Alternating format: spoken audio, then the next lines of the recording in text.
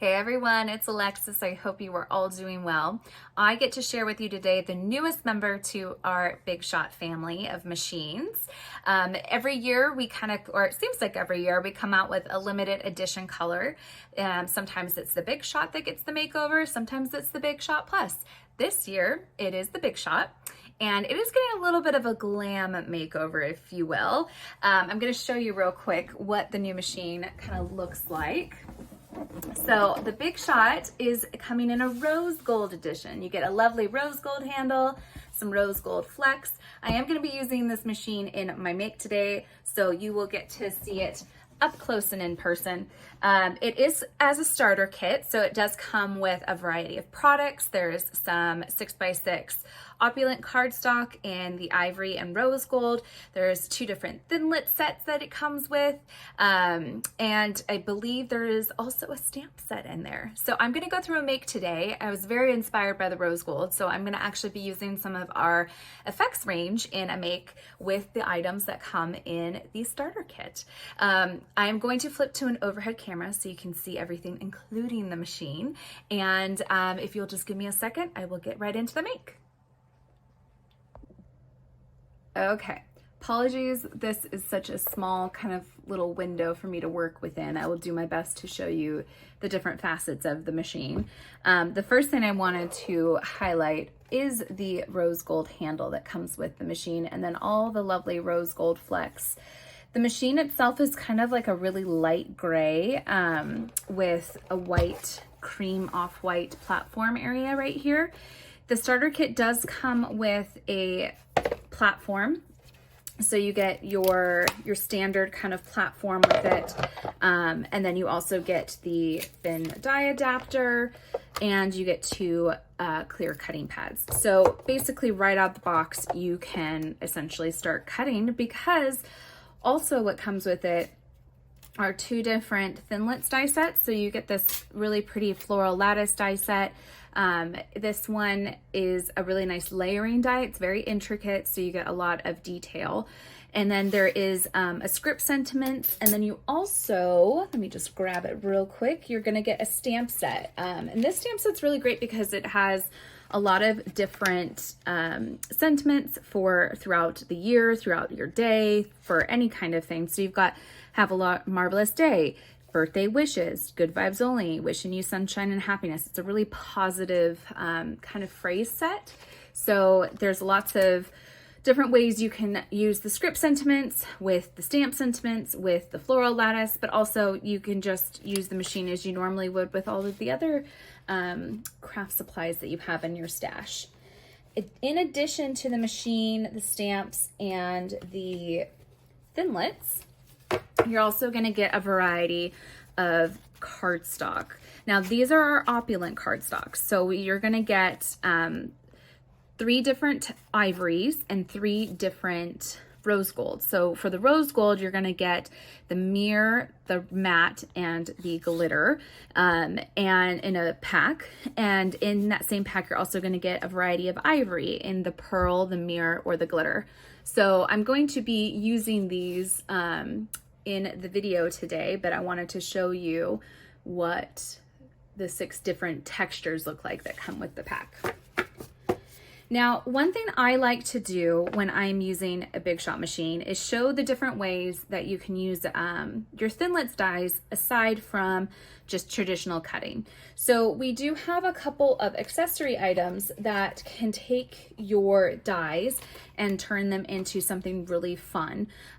For the thinlet die that is very intricate, I would recommend using a chrome precision base plate, because with these you'll probably want to back them in adhesive sheets, which makes it a lot easier when you are putting down very intricate projects like this.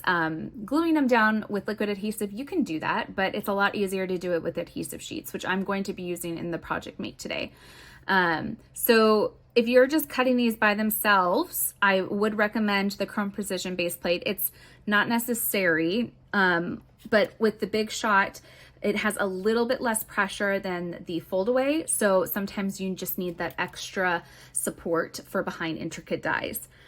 One of the things I like to show with intricate dies is how you can actually turn them into embossing folders. So I'm going to use the Emboss and Transfer set today to show you how you can change the upper layer of the floral lattice die into an embossing folder.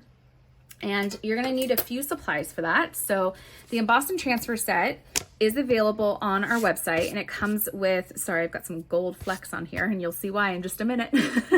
And it does come with, I'm just gonna move the machine out to the side so I can show you.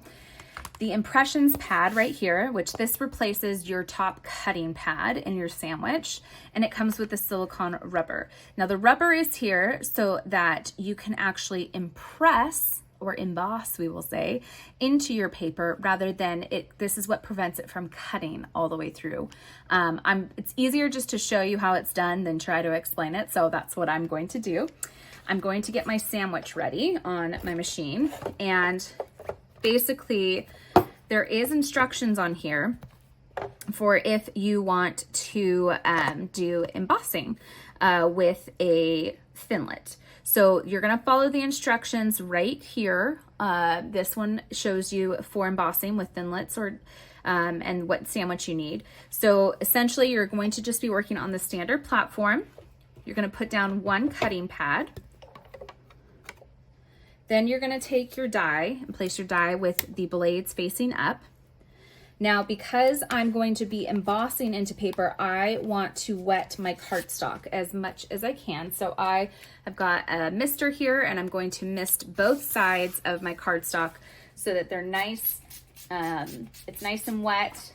And basically what that does is it allows the fibers to break apart in your, sorry, I'm just concentrating for a second, in your paper so that you can get a much deeper emboss.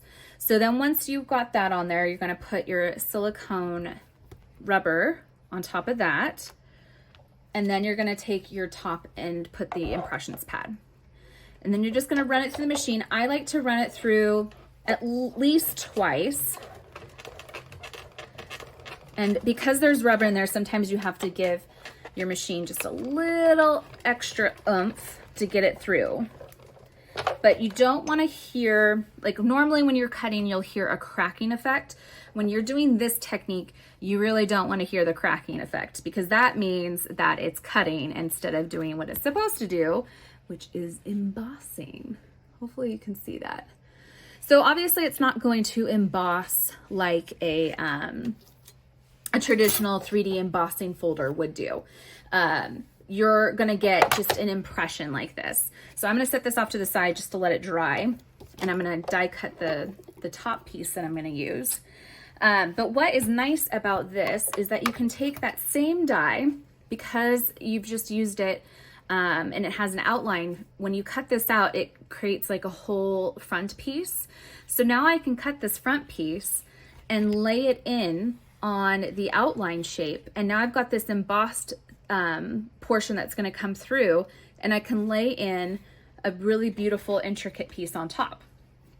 So what I wanted to do was incorporate some of our effects into this. So what I did is I took the pearl ivory opulent cardstock and I backed it with a 6x6 adhesive sheet. Now I'm going to also, normally I would do this with both. I would put another 6x6 adhesive sheet on this side, but instead I'm just going to adhere it on with, actually no, you know what? I am gonna do the other side. So basically you just peel that off, lay it down, and then line up your edge and lay that on. So now because I've got two adhesive sheets on either side and I'm cutting with a intricate die, this is where I would recommend pulling in your chrome plate. I do not have mine with me, but because it's at the office still and I have not been to the office in a couple weeks. So I'm going to just show you how you don't necessarily need the chrome plate. It'll still cut. But I just like having the chrome plate there because it makes the cut a lot easier. So now I'm just gonna grab my thin die adapter and put this back on the platform. And then I've got my cutting pad, and then I've got my die. Now, because I want more pressure going towards the barrel roller right here, I'm going to have my die facing up, put my paper down, and then I'm going to put my top cutting pad on. And then I like to run it through a couple of times when I do intricate dies. And this time you will hear the cracking, I hope. But there's two, yeah. So I want to hear that sound now because I'm die cutting. And I can tell as it's cutting that it's cutting all the way through, which I want it to do. So I'm actually gonna just take away the excess. And then what I like to do when I'm die cutting a really intricate die is then flip it over and run it through 1 or 2 more times just to really get it to cut through those adhesive sheets. Now, normally, obviously, if you don't have adhesive sheets, you would not need to cut through this many times, but because I've got adhesive sheets, I want to make sure that I've got a nice even cut all the way through. So I'm gonna move these off to the side and bring in this. And what I'm gonna do is I'm gonna cut, if you have a paper trimmer, you can use paper trimmer. If you've got scissors, I'm using my Sizzix scissors, and I'm just cutting along the outside line of that embossed shape.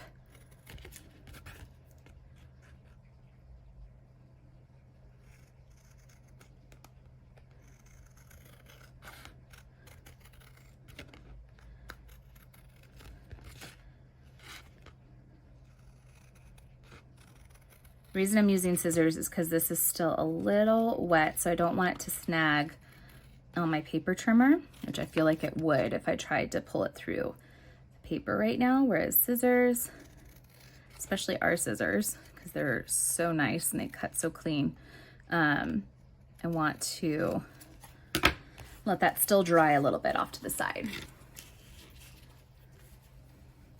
Okay. So now when you are using this, you're definitely going to want a die pick. If you've got the die brush and the foam brush, or the foam pad and the die brush, that's always a great option to use. I just like to push out the bigger pieces if they'll come out. Sometimes when you're working with, especially if you've put 2 adhesive sheets like I have, it's not going to always cut through the bottom adhesive sheet. So if that's the case, which is what's happening here, don't worry about it. Just pull this out and you'll clean it out. You can take the time to clean it out. I'm gonna just pull out my bigger pieces so that you don't have to sit here and watch me clean everything. It is pouring rain outside today. I can hear it. I'm sure you can too. I love crafting on a cozy winter, although it's not technically winter yet. It's very much fall still. But in California terms, this is winter. So I'm not going to take the time to like clear all this out, but essentially what you're going to do is you're going to clean out all of these pieces, all the larger pieces. And then what you do is you're going to peel away that top layer, which I'm going to do because I want to get to the clean stuff underneath. And you want it to lay down flat. So let me just move all of this out of the way. And what I'm going to do is I'm going to bring in my funnel tray and my decorative metallic flakes. Now, when you're working with metallic flakes, you can burnish into a liquid adhesive, you can burnish into a tape or a double-sided adhesive like I just did with the adhesive sheets. And then you just rub it in with a stipple brush if you have a stipple brush handy. If you don't, you can do it with your fingers, you can do it with a paintbrush, which is what I will usually use if I don't have a stipple brush handy. But basically, our flakes come in like different sizes. So what I'll start doing is just laying out the pieces across and lightly layering them in. You do want to make sure that you're getting them as flat as possible. So with these, they come like they group up sometimes and you get multiples in a small little group. And I just find they don't burnish as easily as if you just did a really thin layer. So I do recommend a thin layer all the way around. And I'll just move it like this and put it on there. I'm not going to go through the whole process because I have one that's completely done, but I did want to show you kind of what I do. So then I just go back and I'll start using the stipple brush or a paintbrush or my finger and start maneuvering it and pushing it into the adhesive. And the reason you want to use like a hard brush is because it just makes it a lot easier. It flattens it and polishes it a lot faster than your fingers sometimes, or even like what I'm using, which is just a regular old paintbrush. But what you can see is as you start to clean it up,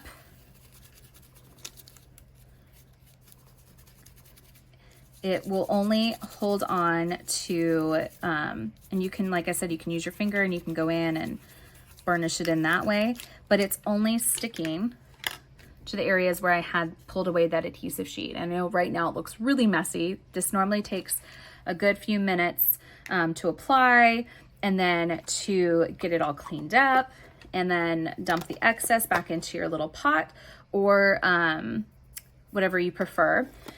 If you have like a little Tupperware jar or anything like that, that works great too, but you can always put them back into the jar they came in. So I'm gonna just pull this off to the side.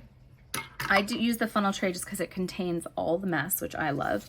But basically, once you're done with that, it wouldn't be this messy. You would clean it up and then you would peel away the back layer of adhesive sheet and then you would lay this down on top. So what I've done is I've got a cleaned up version here so you can see.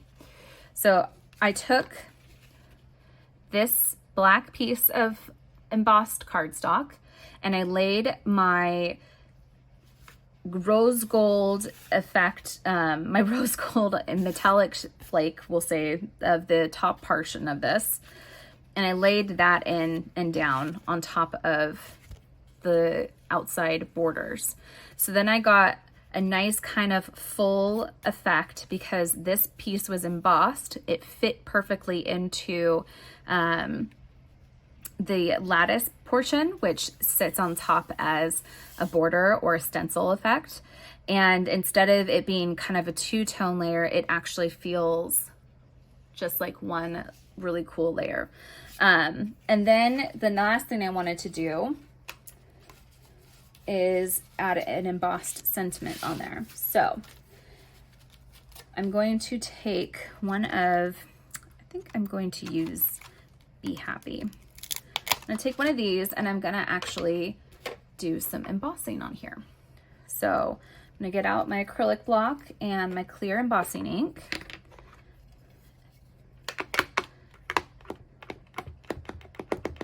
Get that really nice and inked up. This is a new stamp, so it might take me a minute to ink it up. And then I'm just going to, on a flat piece of cardstock, stamp that down. It's hard to tell if it worked or not because it's it's on white, but I'm gonna pull this off now to the side. And then I'm gonna take some of my rose, or my gold, I should say, embossing ink or powder, and it did. See, that's always the beauty of when you're doing this. That's when the image shows up. So now I'm just gonna heat set this with my heat tool. And then I'll have a nice, lovely sentiment for my card. And I like mixing different metallics together. That's something that you can do with the metallic flakes. They actually look really beautiful when you mix all three colors together. So I've got my heat tool and I'm just gonna heat this up real quick. Apologies for the noise.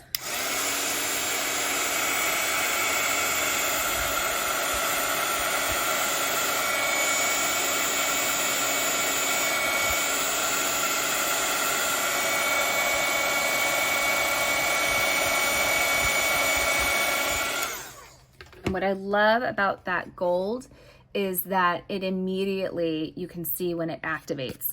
It goes from being a powder to like a really nice crisp gold.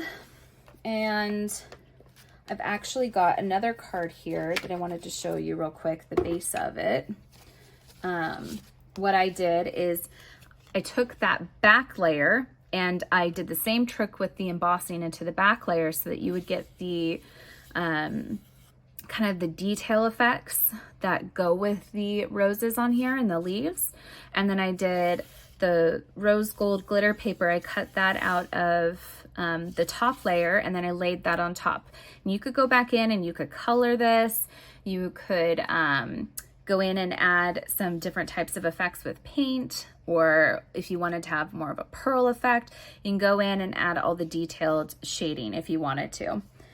So basically the last thing I would do is I would kind of cut out my sentiment.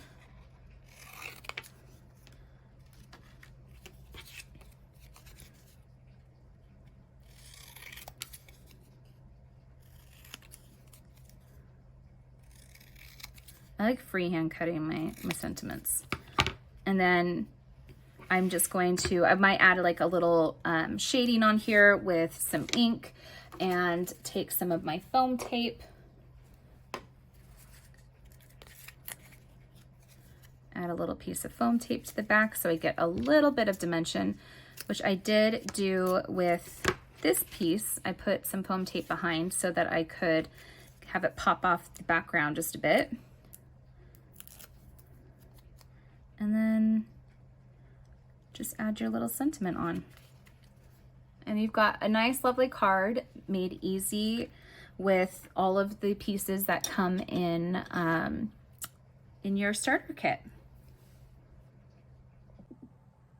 Okay, and there you have it. That is our new limited edition rose gold machine, chock full of goodies, including the platform and cutting pads and surfaces and thinlits and stamps. You get a lot of really great stuff when you get a starter kit, including the machine.